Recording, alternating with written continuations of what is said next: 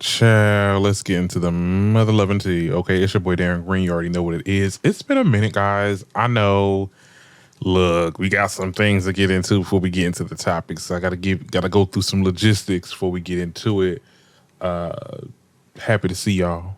Okay, virtually. Well, I do wish that I could see y'all. Like, I don't know, like whenever my podcast takes off, and it will, because I'm manifesting it. We putting it into speaking things into existence. I would love to do like a podcast tour. Oh, child, what's going on here? I would love to do like a little podcast tour because that sounds right. That looks really fun. Like I see a lot of different podcasts that really do that be doing their big things. I know the Read, one of my favorite podcasts. I used to listen to them all the time. I think they had their anniversary tour. And they were like, that experience just sounds so fun. And to really interact and do a show in front of, the listeners, that's definitely something that I will want to do in life, one of these days. But let me stop rambling, child. So yeah, same old, same old, same old, different day. I did get a car. So I was focusing on doing that, the process of getting the car and getting the titles redone and all this other stuff, getting plates, and it was a lot. Okay, so that happened. Got a new job also, and if you've been really getting into the tea, if you've been getting into my podcast, child, you already know I've just been trying to find some new work. Okay, for the longest, and I finally got it. Still have to work at this other job, child, but I got 2 more weeks and I should be free. I should have a lot more time to work on content. I know I say this all the time, but no, it really, because see, this job that I'm working at now is part-time, but it's the workload is so much that I can get off my damn shift. I'll be in the bed, sleep, like I worked 8 hours. I need to be doing something that's like less, so when I come home, I can get right to my content. So hopefully that really works out. And we're back to 1 episodes. That's my last thing before we get on this, because we got some things to get into. I think the problem is I would sit there and either do a episode on Wednesday and not have enough content for Saturday, or do a Saturday show, but then not have enough content for Wednesday. Like, it's just this week. It's so hard to really capture. And I'll be seeing podcasters, they be doing it because they have writers. Okay. They have people that scout out for the topics to bring to the co-hosts' tables and stuff like that. It's just me. I'm a one-man show. So we're going to do the 1 episode. We're going to bring back 2 episodes at a later time in my career. Okay. But for now, it will be tentative Fridays, Saturdays, because actually with this new job I'll be off Friday, Saturday, and Sunday, so I have like a 3-day weekend, which is another reason why I like this job. Because okay, look, I got a 3-day weekend every week. Come on, let's get into it. Okay, now without further ado, you know me, I like to get right into it. I don't talk too much about my life. We got to get into some topics. As y'all can see with this montage, we got to talk about Doja Cat over here beefing with critics. We got Nicki Minaj that came out with a new song. As you can see, Sexyy Red over here looking real sexy and red. Okay, we got to get into her with the whole identity politics, the Real Housewives of Atlanta shakeup, and more. I want to get this topic out the way because I really, Erica Mena, this bitch done really jumped out the window. And look. Here's the thing. I find it very weird that when I'm speaking to my community, I'm speaking to the Black community right here, because we got a lot of people saying that, oh, well, what she said was just because since it came for her child or whatever the case is. Let's get into the tea. Okay, so if you've been living under a rock, Erica Mena has been getting dragged all over social media after a heated argument with her castmate Spice. As y'all know, the last episode of Love Hip Hop was very explosive. I don't know why they're beefing. It had something to do, because when I was really watching this sit down, Erica is upset for Spice because Safari cried over her or did something in support of Spice, and she felt like, why don't I get that same type of energy. Again, what does this have to do with Spice? And this is exactly what she said. I don't know what, but you know what? I think I know what her problem is. Erica Mena is one of them girls. One of them girls. I need y'all to connect the dots with that. Okay, that think everybody want their man. And that is so far from the truth. That couldn't be so far from the truth. Let's be very clear. Because don't nobody want Safari. Don't nobody want a child. You think they want to be breadwinners? Because let's be very clear, girl. Let's be very clear. Don't nobody want what he, girl. The only thing positive about that man is that 10-inch peen he got. Let's be very clear. Okay. Don't nobody want your man, Erica.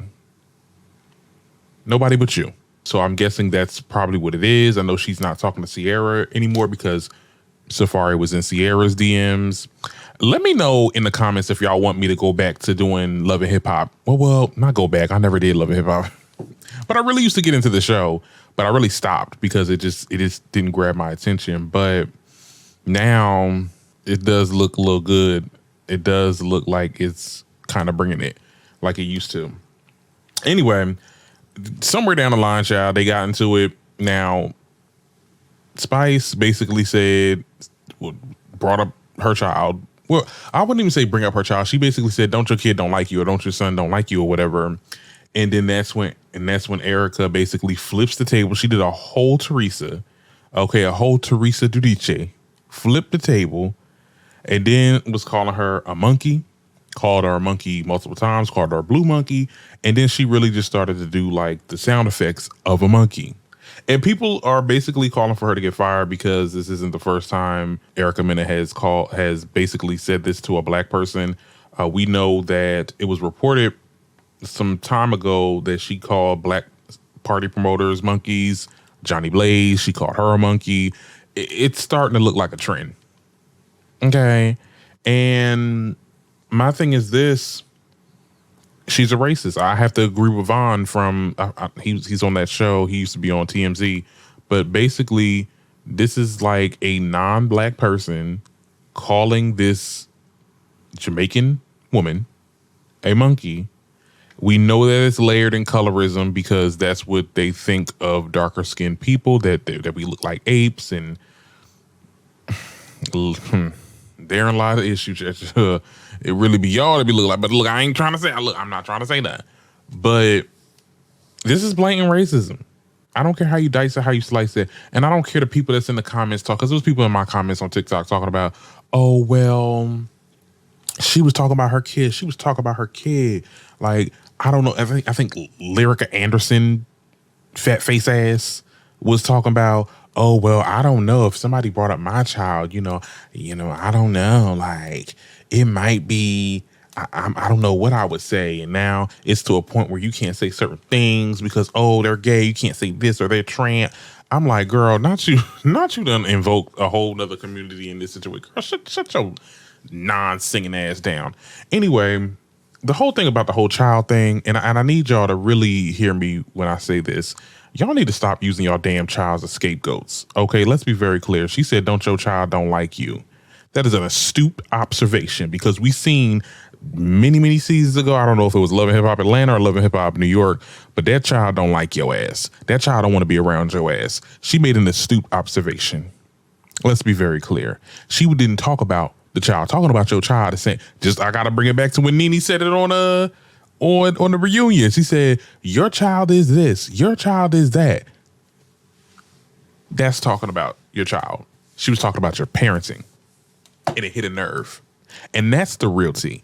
It hit a nerve. Ain't nobody talking about your damn child. And the way you was acting with Spice, when two other people did the same thing, we got Stevie J bringing up your child. We got, on the same season, Scrappy brought up your child, telling you need to worry about your child.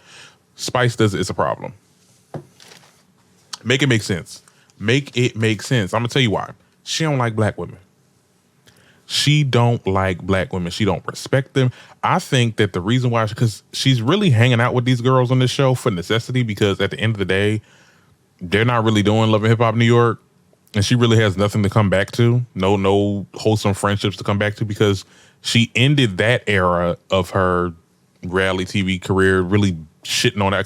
Because I remember that last season she was on. I remember when she basically broke up with Sin and was talking real trash about everybody else, but she wasn't there. She was like doing an interview in a separate location. And then that's when she married Shad Moss, which is Bow Wow, and thought that she was gonna live this lavish life, but was living that his mama basement. But he owned the house. Let me just say that for you. Say, oh, misinformation. He owned the house. Okay, all right, whatever. Girl, we knew you burnt bridges over there, so you came over here out of necessity. Because Yandy came over here, you cool with, or I don't even know how they are, but you came over here, you messed with Shekinah, you messed with Spice and Sierra and all them. You got this fake ass relationship. Well, you really don't like these girls, and for you to react in a way, I don't even care about her saying, I wish you were dead. Okay, well, we get into the dozens. But if your first go-to is a monkey, and it's awful, I gotta go back, because there's people in the comments talking to me about saying like, oh, well, what does this have to do with racism? It has all to do with racism. We all know, like, let's not act dense. Like, there ain't no history behind calling some black folk monkeys. Let's be very clear. That was your first go-to. You could have called the girl, I'll see you next Tuesday. Could have called her a bitch. You could have called her SLUT or whatever. You went straight to monkey. And I know she knows that she's wrong because she is radio silence. She has not responded. I think she should get fired. I don't think Love Hip Hop is going to fire her, though. I don't think so. I think that they're like, oh, well, she's black. That's going to be the next thing. She's going to be like, oh, well, I actually have some black people in my family, or she. Let's be very clear. She's not going to. I think she's waiting on the perfect time to come, because, I think she's waiting for shit to die down, but it's definitely going to get addressed if they do a reunion. So be prepared. And if you say some dumb shit, child, at this point, you need to get fired. You came for somebody. First of all, you call somebody that's Jamaican a monkey when you got Jamaican kids. So what that says about your kids? I'm just saying. Erica Mena ain't shit. She ain't never been shit. She ain't ever gonna be shit. Okay? Keep doing those tired ass Tubi movie. When I tell you, it was just always something about Erica that I just did not like. Like, she just gave Mean Girl vibes. It gave very much peaked at high school. Cause girl, and I thought she was really pretty until she started cutting up her face. Like, you look like Skeletor. You look crazy as hell. And the way you've been acting, I'm hearing you over here biting. The reason why you and Zell and all them got arrested was because you was biting the cops. And we seen the videos. We seen some of the footage of you acting crazy. Santana was right. Girl, you need to get it together. It sounds like you've been doing a couple bumps. Okay, we need to talk to Ayanla. We need to talk to somebody, because, girl, I don't know what's going on with that. I chose not to play the video because I know I just got this little picture, because I'm doing, Love and Hip Hop been taking down a lot of my videos for posting them, so I'm just giving y'all still. Okay, yeah.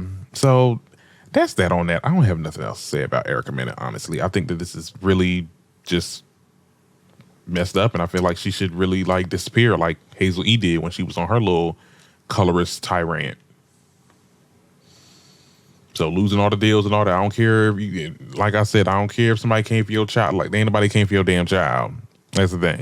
And y'all need to stop using that shit as an scapegoat to be racist, homophobic, transphobic, whatever you want to call it. But no, she's a racist woman. She is a racist. And I mean that wholeheartedly. Okay, so this news is hot on the press. Pending this Erica Mena situation, I taped this podcast yesterday, so I'm doing a reshoot today. Audio listeners, y'all good. It's whatever. Y'all don't even know what's going on because y'all only hearing it. Now, Erica Mena will not be appearing on the next season of Love and Hip Hop Atlanta after calling Spice a monkey. Okay, they released a statement. Okay, I'm going to read you the statement. They said Love and Hip Hop franchise has never shied away from hard conversations in our community. Working hand to hand with our partners, viewers will see the impact of Erica Mena's remarks play out in the final 3 episodes of the season. Effective immediately, she will not appear on the next season of Love Hip Hop Atlanta. Boom. That's what I'm talking about. Like, and at the end of the day, people are already in the comments talking about like, oh my goodness, like I've heard worse. Like people said worse than racism. I'm sorry. On this show? No, we're not doing this. We know that half of the demographics, the viewers are black, half of the cast, black, people that run the show, black primarily. You can't say those things and then walk away unscathed. Sorry, your privilege ain't gonna work here, girl. So you're fired. Okay. All right. Your services is no longer needed. And then looking back at this, when I didn't even notice it. She literally made the ooh ooh ah ah sound, like the monkey sound. Like, you thought she wasn't gonna get fired, girl. Girl, that's why you was silent, because you knew this was happening. You was girl. And mind you, you know it's bad when we got Mona Scott Young. Okay, Mona Scott Young. Okay, stepped into the damn comment like little handled. Giving very much Olivia Pope. Girl. But I will say this. Scrappy. He done made a statement. I didn't hear this. So it's your first time you're hearing it. Okay. Now this is what he had to say, child. Hold on. Let me see. About Erica getting fired, I don't know if that's real. I know I seen it on the Love Hip Hop page. So somebody then it's real. Me, but everybody was like, I don't know, I ain't heard that. I was like, hey, I don't know. I mean, I think that's pretty bozo for them to fire somebody after they set you up. They set you up and put you, they get you all hyped up, have somebody talk to you, you know what I'm saying? And then you react, and then they want to fire you, you feel what I'm saying? And I don't even fuck with y'all, I don't fuck with her at all, like, at all. You know what I'm saying? But, you know, like, you put me in a position, cuz, like, nigga talking about my kids and all that, nigga fight, man, he throwing no table, he throwing a table, fight in hand, they can fire me, they know that. How I feel about Erica getting fired. Okay, so he obviously wasn't privy to the conversation. Anybody was talking about that child. Girl. You know, you can always count on black men for supporting non-black women. So that's all I got to say about that. But yeah, Erica Mena is fired. Okay. We won't be seeing her no more ever again because she has nothing else going on. Okay. Back to the show. All right, let's move on, child. I'm done talking about trash. Now, there is something else I wanted to get into. Now, this was a topic that was happening earlier this week. I wanted to put my little 2 cents into it, just to give a little seasoning of what's going on. Now, Pinky Doll responds to critics after her in-person complexion sparks controversy. Now, she was at the Streamy Awards. Now, they got like an award show for streamers, child. Look, when I'm going to get my nomination, okay? I don't even consider myself a streamer because I don't even be streaming. I just be uploading. But basically, the girl ain't light skinned, okay? From what we seen her, did they got the before and after, child? No, they ain't. Oh, yeah, they got it right there. That's how she looked, right, on the lives. But when we seen her in person, I was like, girl, what's going on? It's the same person. This can't be Pink. What? She's been using a light skin filter on TikTok. I didn't use it for a post, but like I played around with the filter, and it does it, girl. When I tell you, I always knew there was something off about her skin because it looked, you know, and I don't mean to be rude, but y'all know them black people that be getting their skin bleached and they be looking, and it be looking like ash, like a whole bunch of ash. Like that's how I felt when I used to watch her lives. I'm like, girl, you look a little ashy, child. You gotta put some, you gotta give some color. You need not color, but you need some, moisture, girl. But no, she looks amazing like this. But here's the thing. A lot of people are saying that it had all to do with marketing. You know, she wanted to. We already know, and she was on TikTok too. And I'm not. And look. You can take this any way y'all want to. Just giving an observation, right? I think that she did this for marketing. I think that she understands that TikTok does not really give a crap about darker, brown, black and brown, dark skinned people. You know, we know that they shadow ban a lot of people of color. And the more you appear palatable, the more they will show you on the For You page. So I think she did this filter just to give that aura that she's this, you know, light-skinned girl and that's very, you know, pretty. Look, I think that it's problematic, but the girl is smart. Okay. She fooled all of us thinking that she was a light-skinned girl. And then she came on the scene. Look. I mean, this is actually who I am. Okay. And when she got called out for it, she basically said, when I go to the sun, I get a little darker, but no, it's life. What can I do? I love to be black. I love to be a black woman. Fuck you mean? So she trying to sit there and say, girl, she trying to now.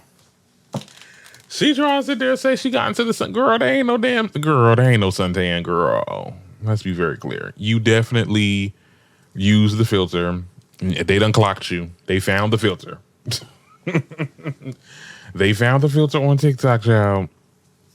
Which, like I said, is problematic, but I can see why she did it. She also, I mean, if you remember, she got into some hot water because something about her faking her age to appeal to a certain demographic, which that's very problematic. I'm not going to condone that. But like I said, this is part of marketing. A lot of people, and I'm not saying that it's right, but I'm just saying that there's a lot of people that do that on those spaces in Twitter and in that industry because it's, you know, the younger you may seem, the more people will subscribe. Not saying this is right, but I'm just saying that it's just a marketing strategy. But I will say this girl is the moment because every time we just find something new about this girl every goddamn month. Like, what is going on? I mean, she should really get. I was about to say she should get in the podcast and we just see what. I don't. You know, I feel like her voice is only good for the emotes. Okay, gang, all that. I don't see her in no long form content, but yeah. Tell me what y'all think about it in the comments. Now I wanted to move on. I gotta talk about Billy Porter, child. Billy Porter done found himself banned from the damn Met Gala. Damn, that was not long. Okay. So it has been reported that Anna Wintour has revoked any pending invitations for Billy Porter after his words that he said about her. Okay, if you don't remember, he talked about the whole Harry Styles Vogue cover Vogue issue again, basically where he said, you know, they asked for suggestions and this bitch told me yada yada yada. So basically he called her a bitch. And now he's not getting any invitations and he won't be appearing on any of the Met Gala. I think Billy Porter came into this knowing that reality. Like, right? Like I felt like he had to have some type of understanding that he was going to come out with this statement that it wasn't going to ruffle no feathers or it wasn't going to be like, okay, well, because I'm pretty sure Anna was like, this Negro, I don't want to see him. Now, my thing is this, because she barred him from like a lot of the different fashion shows. Like, what about Harper's Bazaar, New York Fashion Week? Like, I mean, maybe not New York Fashion Week because she doesn't keep the whole New York Fashion Week. But just like a lot of the fashion events, I can't think of any in my head, but like, and I'm not saying that's his bread and butter, but, you know, that's definitely a part of the package of Billy Porter.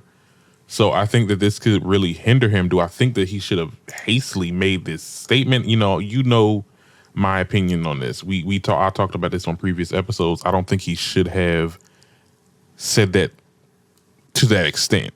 I mean, you called the girl out. Nothing is wrong with a little okay, well, I said I made some suggestions and then she did this, but you called out a name. And I heard y'all Anna Wintour, she's just like Miranda Priestley. She was okay.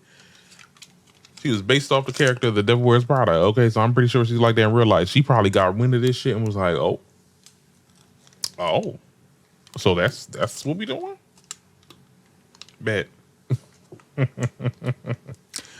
Child, I do feel bad though. I mean, he talked about how he really had to sell his house. He's going through a divorce. He's not like getting any work. I guess that James Baldwin movie is not going through too. I mean, that's just it's a sticky situation. But anyway, I just wanted to talk about that for a little bit. Let's move on. One other topic that I wanted to get into also. What else? Nicki Minaj, yeah. We gotta talk about a couple of things with this, and this is going into the whole news and music situation. So I saw or listened to The Last Time I Saw You, and I liked it. I love this photo shoot. This is cute, and I love also like I love. Oh, let me go to the what page is that on? Okay, hold on. Where it was like a whole bunch of like water around her. I can't find it. But anyway, I loved this song. This song, like I said before, I knew I was gonna like it. I knew it was gonna sound like a Pink Friday song. And that's why it kind of worked. And I'm just very interested that she is going this route into the rolling out of Pink Friday 2. I definitely thought she was going to give us some rap. I definitely thought and look, she can give us whatever she wants. She can give us like a damn country album. How about that? But very surprised, she's a wild card, and that's just what it is. Like you don't know what this girl going to give you. This girl is going to give you drill. She going to give you trap. She going to give you a damn singing pop. Like I just said, I'm pretty sure she'll give us country one day, child. It sounds different. It sounds like very Quiet Storm. I love the lyrics. I love the rap that was on it. People are going to say, well, oh my gosh, she going pop. Like, I'm like, I need y'all to understand. I'm speaking to the fans. Y'all not a Nicki fan if y'all complaining that she's doing pop. Like, I had a conversation with my friend the other day. I was like, oh my God, what she don't need to be doing. I'm like, let me tell you something. Nicki does everything. She gonna give you this good little pop record, then she's gonna give you a rap record, and then another pop record, and it goes back and forth because the girl's versatile. She's versatile, meaning that she's going to give us everything. Like, have y'all not heard that? And Pink Friday, like, girl, that's how I know some of y'all really didn't get into Pink Friday. Like, a lot of y'all don't know nothing about the songs. Y'all know important songs. Like, y'all know Did It On Them. Y'all know Roman's Revenge. Y'all don't know I'm the Best. Okay. Y'all don't know Catch Me. Because this gave very much Catch Me. A little bit. Like, this is Catch Me's cousin. If y'all know, y'all barbs in the comments, I know y'all know. Y'all true barbs that get into Pink Friday. What was another song? Save Me. This time won't you save me? Come on. Child, this is very much like the album music of Pink Friday. So I'm that's why it kind of connected with me well, because I really did. I connected with her first two albums. Let's be very clear. The most out of her whole discography. So, girl, keep doing you. Can't wait for this album to come out. And I'm gonna be at your tour. Because I heard she doing America first, thank God. But anyway, I want to move on. I want to talk about Doja Cat. I feel like we gotta talk about Doja, child. So Doja Cat, let me timeline everything. So Doja Cat, she dropped another single to her Scarlet album. I guess the album is called Scarlet now. Demons. And when I tell you, I literally, because I saw this accidentally. Like, I was like, oh my God, it's 12 o'clock. Let me just listen to the new music. I went to listen to Nicki, and then I went to listen to Doja, and I was just like, whoa. I was like, chat, and mind you, it was 12 o'clock in the dark. Okay, I was in my room in the dark. I thought Doja Cat was about to jump out, and oof. Here's the thing. I liked it. Yeah. And look, here's the thing. This may not be everybody's cup of tea. Like I get you, Tamar. I get you. You don't understand why when an artist gets to a certain level of fame, they want to start talking about demons. Ah, my goodness. And it's going to be a whole bunch of, I'm telling you, Candace Owens might say, I don't think Candace Owens might say nothing. I don't think she's going to say nothing because this isn't her target. But I think that a lot of Christians are going to speak out and talk about this. People are going to start boycotting it. Look, here's the thing. This is still art. I'm going to always die on that hill that she is showcasing her art. I think that this is something that artists do all the time too, like tapping into their darker side in music.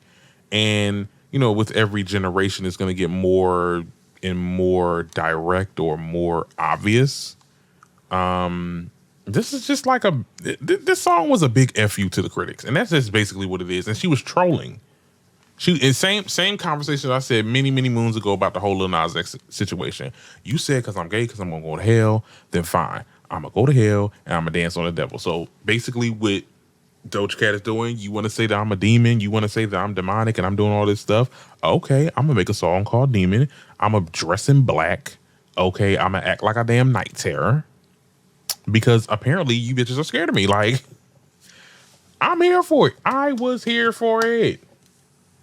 But of course, when the music comes out, blogs, people like me, they want to plant seeds because they have nothing else going on. I'm not saying nothing else going on with their career because there's a lot of prominent figures talking about this. But people that slow news day, not much to talk about. Trying to find something. They want to have that exclusive. They want to be, you heard it here first. They thought that some of the lyrics on there were talking about Nicki. And I have to say, y'all are not real fans. If the Percocet line was a dig towards Nicki, like who doesn't do Percocets?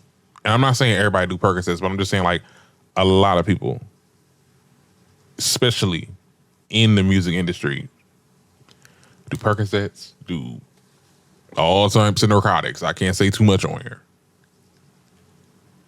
I mean, girl, if you want to get into it, like, child, there was a clip of Doja Cat on live. Child, she went just like this. Okay, just like that. So I know the pot that's not calling the kettle black. And why do y'all go to Nicki when she say Percocets? Y'all gotta unpack that, right? So I guess she gets wind of it. And she basically makes these two, and she made a couple more after this too, but this is the most important one. She was like, people don't want to accept I'm dissing them. So they try to pin Cardi, Nicki, and Meg and every other female rapper. I don't diss rappers, I diss critics. Stay bored, stay reaching. She also continued by saying, I don't diss people I'm inspired by. I don't diss people I look up to. I don't diss people who don't attack or harass me every day. Y'all do. She doesn't. They don't. Y'all the problem. Okay, and here's my thing. That's what it all was about. Like, and I said this on my last video talking about the situation. Doja Cat is not talking about these girls. Doja Cat is talking about y'all. She's talking about us. She's talking about the goddamn commentary, the commentators, the critics, the people in the comments talking crap.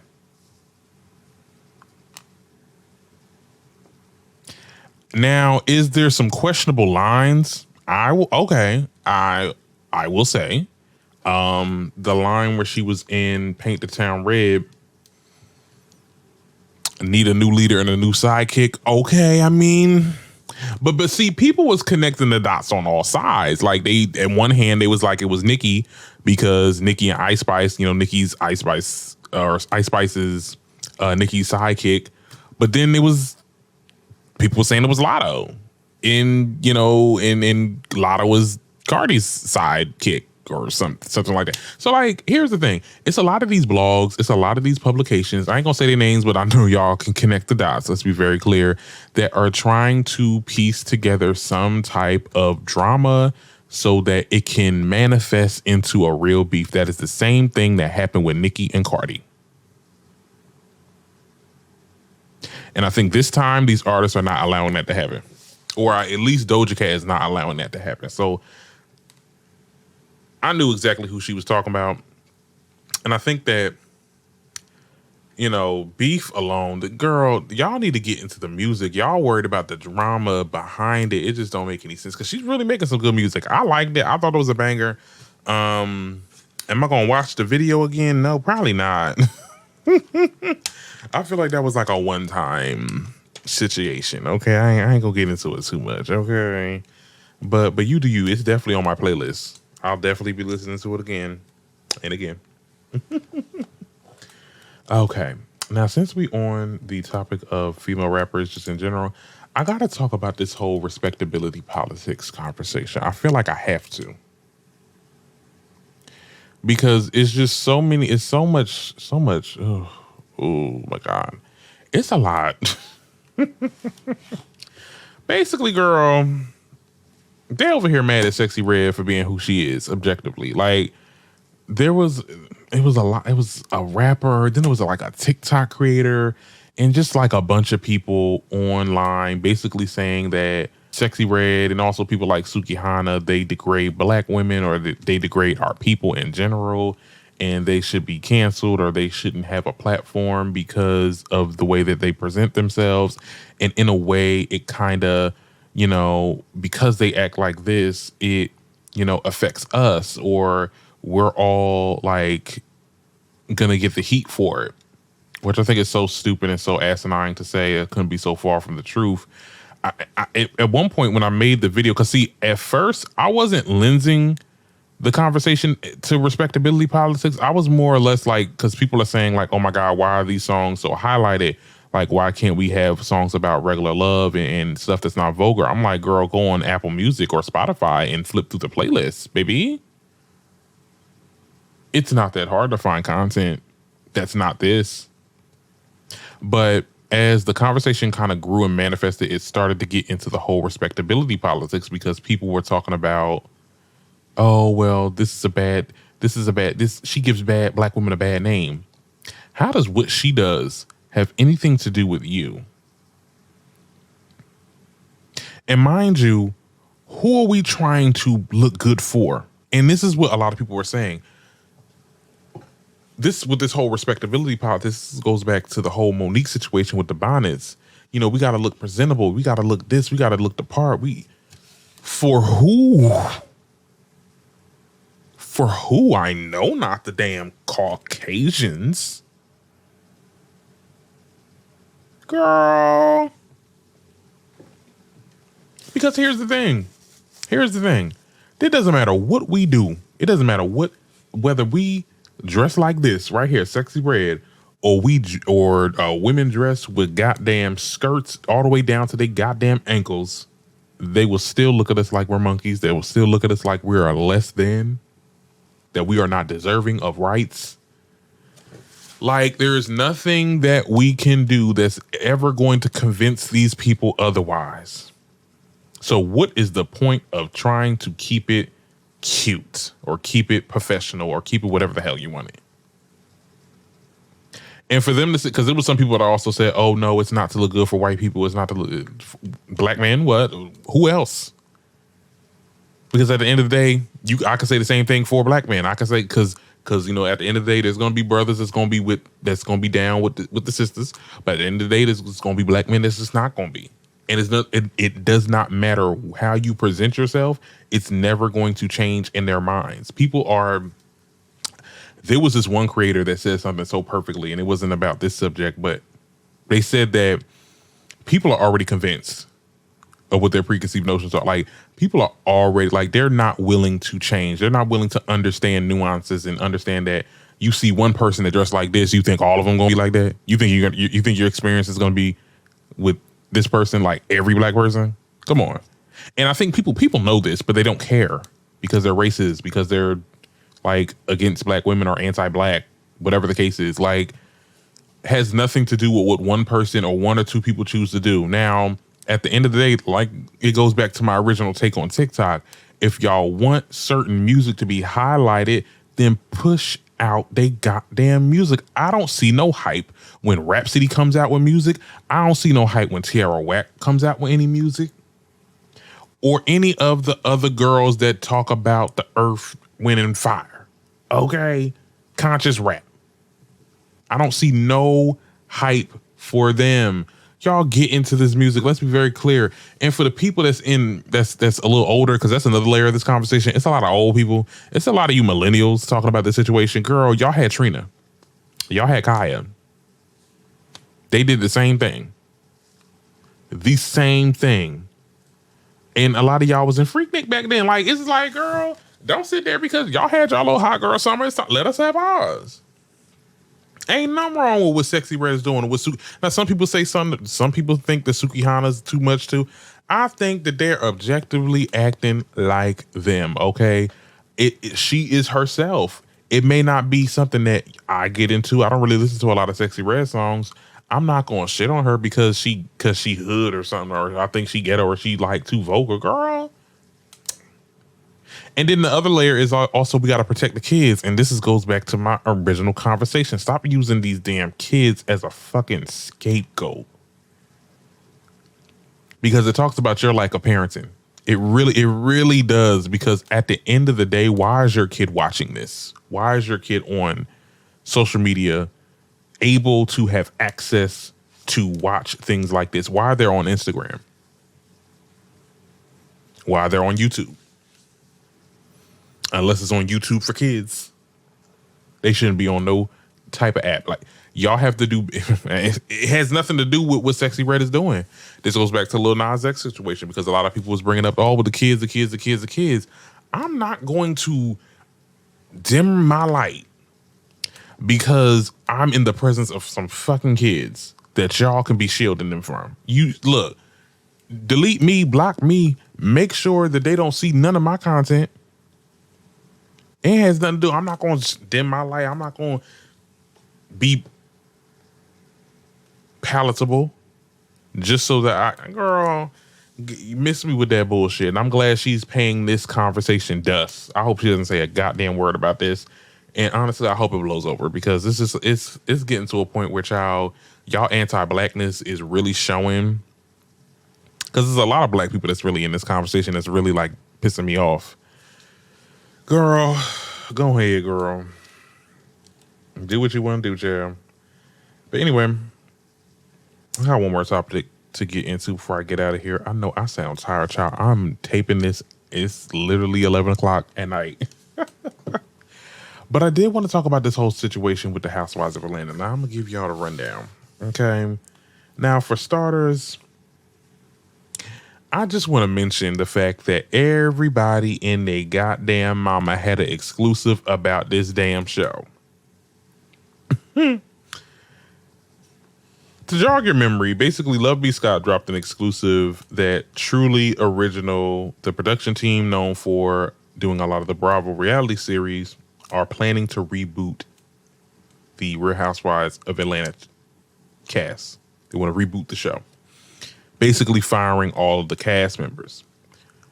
Well, after that dropped, the Jasmine brand dropped an exclusive that, in fact, production will keep 3 cast members, likely Kenya, Candy, and Sheree, but production is looking for new faces, and they want to get people that are not already famous, because they want to shed light on new talent in Atlanta.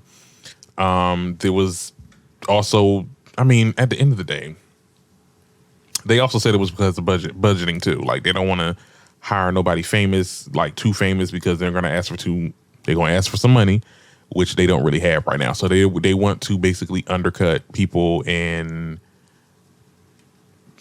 like Bethany Frankel said, pay people in peanuts for them to do. Because that was really the success story of like Vanderpump Rules. I mean, these people, I'm pretty sure those bartenders, those people that run that damn bar, they get paid, they get their check from working at the bar, but like they're definitely getting paid peanuts over there, and they're making a freaking mess like of drama, which is good for them because like they're like the top show.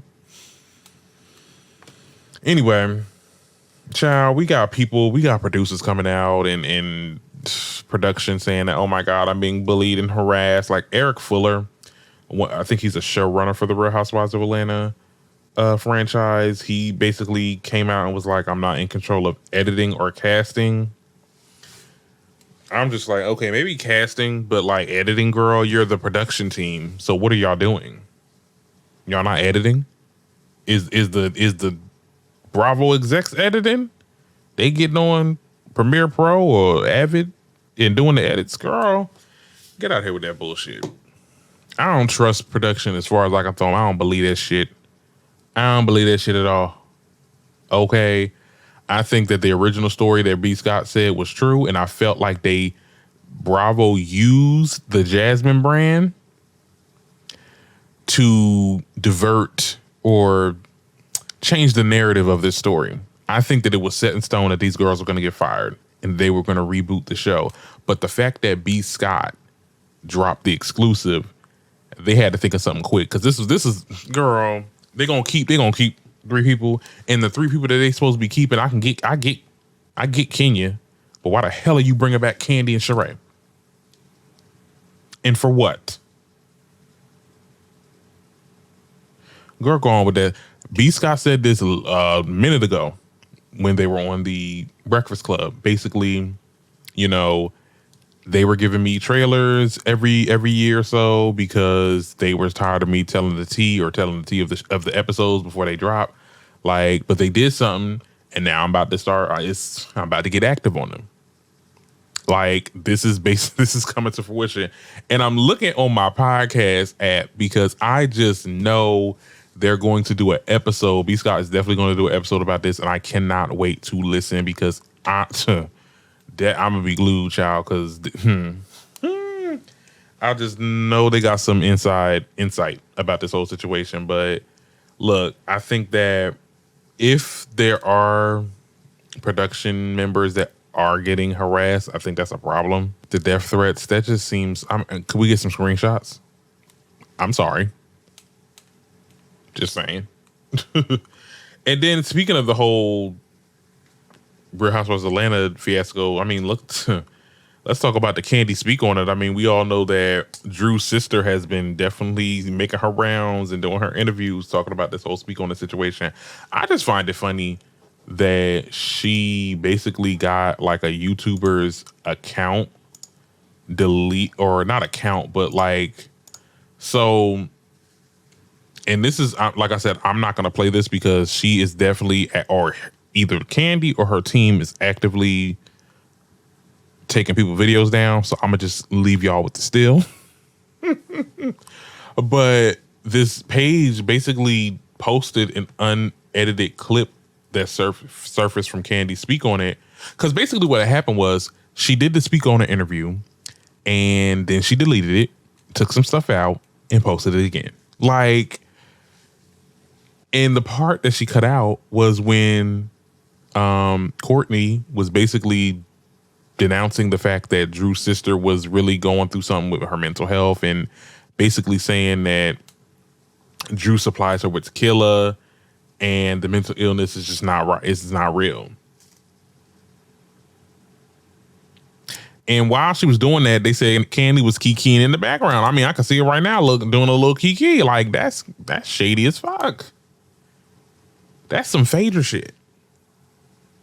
And you don't like Phaedra, child, but you acting just like her, Candy. And then doing all this stuff behind the scenes to get people's pages deleted because they're showing the truth.